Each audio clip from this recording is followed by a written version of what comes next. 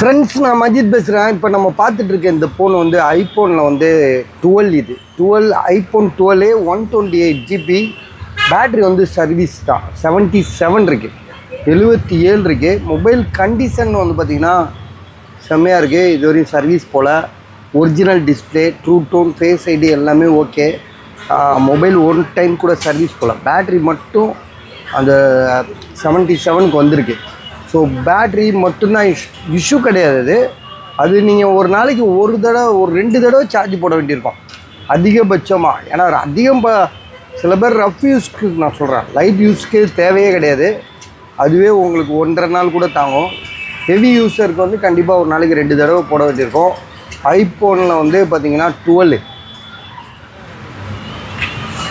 IPhone 12 128 GB. Battery health வந்து 77. True tone, face ID எல்லாமே okay. அதை சொல்லிட்டேன். 77.